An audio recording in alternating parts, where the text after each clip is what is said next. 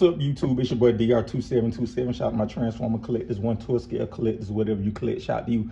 And this week's 2MP or not to MP is the very last, the final 2MP or not to MP in this series. And I said that at the end of 2021, but I had some extras and I posted, and I miscounted how many I had. So I wanted to just go on and finish on a strong note. And I'm glad it's this figure I'm finishing up with, because next week is kind of a celebration of the 2MP and not 10MP series. We're going to do a live giveaway February 6, 2022 at 8:40 p.m. I'll be going live and we'll do a live giveaway. You'll be able to chat with me about figures, whatever. And I'm gonna have a couple of friends of mine with me.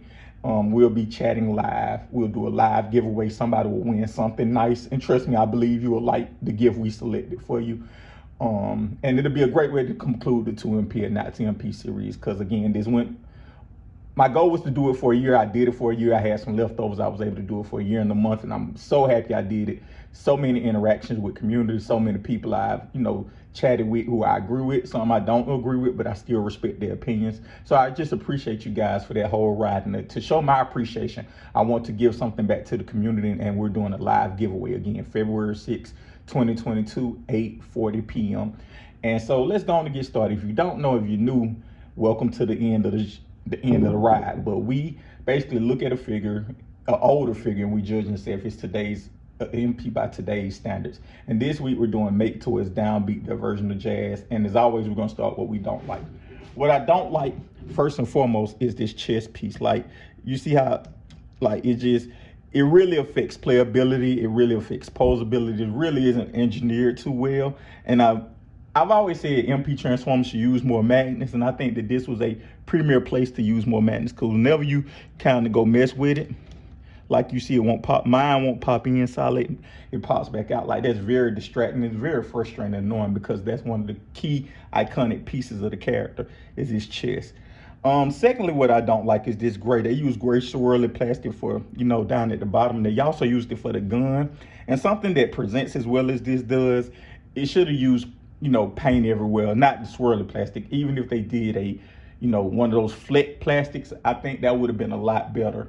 Another thing, I don't have it on display, but it came with two speakers, and the speakers in bot mode connect to the shoulders. I wish they would have had a way to connect it to the hips like it did in the cartoon. So those are the major things. Probably some minor things is kind of like this gappiness here in the legs where you put it together.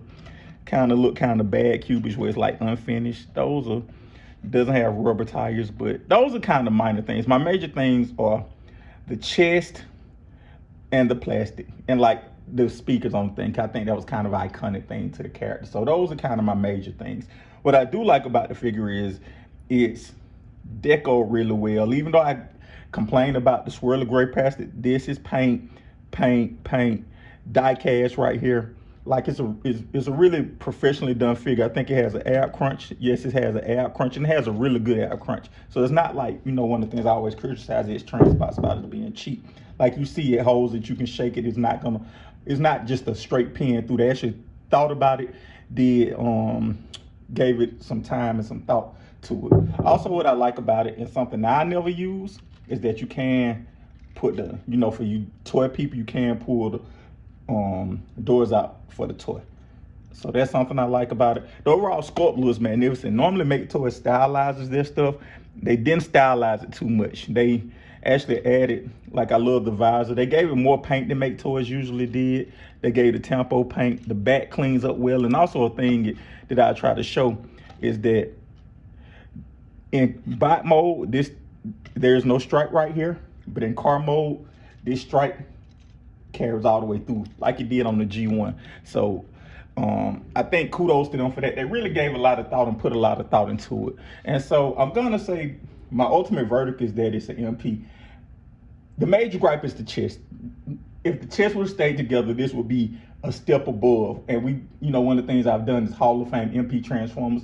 That chest keeps this from being a Hall of Fame Transformer. It's an MP, but it's not a Hall of Fame Transformer. It's a really good Transformer, really good, like a B B minus. So I can't say anything but it's solid.